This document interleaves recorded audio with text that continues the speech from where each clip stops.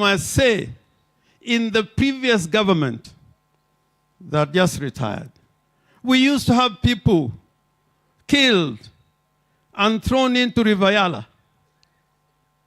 And if that government was saying they didn't do it, strangely, when that government left, the bodies that we used to see in Yala, there were no more. There were no more bodies in Yala. And I can attest to that. If you go to the Yala hospital, there were many bodies of unidentified Kenyans from all over Kenya, killed and thrown into the river. I am happy that as we celebrate the life of Rosalind, she's one person who stood up. Just like another lady in Luoland, Faith Odhiambo, the president of the Law Society of Kenya. She stood firm when other people are making compromises. Constitutions are never suspended. The law can never be suspended. You must always live by the dictates of the Constitution. If you suspend them, you may be happy now, but in the future, you'll regret. Hitler, when Hitler formed his first government, it was a coalition. And that coalition died. Those parties completely died. So what I pray for is that the party called ODM, you can stand any storm. And even if you make compromises, you must make compromises on matters of principle. Not be part of praise and worship. We must stand firm. We must stand firm. We must stand firm. Even now in my chambers, I don't go to courts anymore. If I can tell you how many people come and say, can you go to court again? My little son, my little daughter was abducted. And you know, in the old days, when someone was used to be arrested, and Raila can attest to this, when the police arrest you, you at least have a record that it was the police. Even if they came at night, even if they came in the morning, you'll know that it's the police who have arrested you. But now, you can be met anywhere by any gang of people, and then you are arrested. You don't know whether to go to court. The rate of habeas corpus was the most important instrument you used to have, because at least the police used to accept when they arrested somebody. And if they found they could not justify why you have been arrested, then you are served with a detention order. I put it firmly that to help Kenya be a better place, we must live by the Constitution and by the rule of law. In that space, we have no alternative. No alternative. When African countries became independent, they say we have little time for democracy.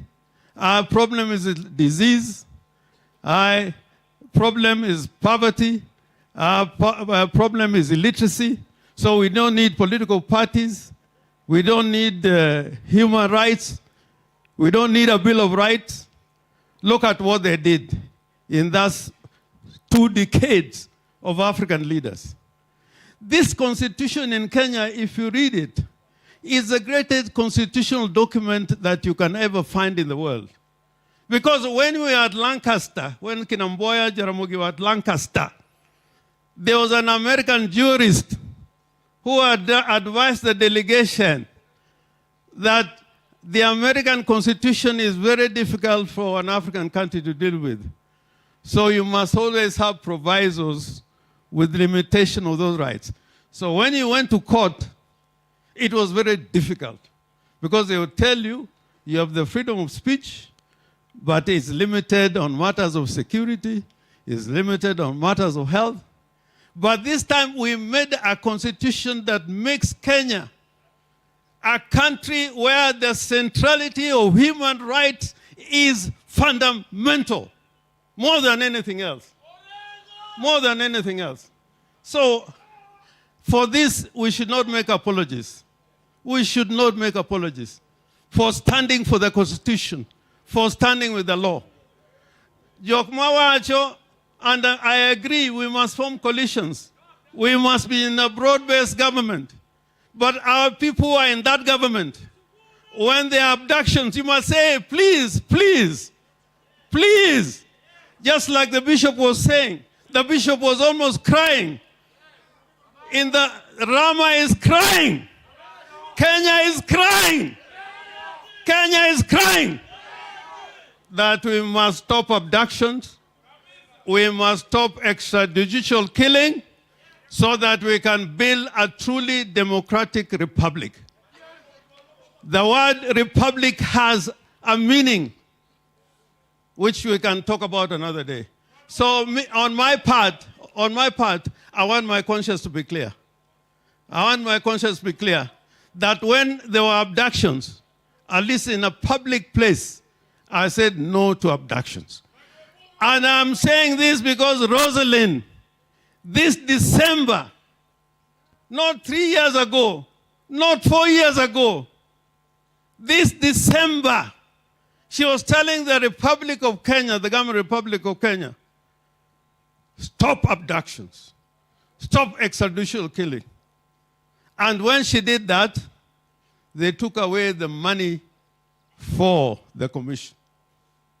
Workers could not be paid. They could not carry out their work. And that is very normal in government. When there's too much sycophancy, people lose sight of the fundamentals. So, anga Orengo nyotie, ananaka, anonge kamiprotera, eme ankidi, eme anyawawa. So, having said all that, we appreciate when we work together with the national government. We appreciate. And there are things we are gaining when we work together with the national government. There are things they have done in Siaya. Next week, I have been informed the president may come in Siaya. We admire and appreciate the cooperation and collaboration between national government and county governments. But it cannot happen any other way because that's what the Constitution says. If the national government does not work with the county governments, that will be a breach of the Constitution. So we must work together. Omio nyakoni. Nyakoni.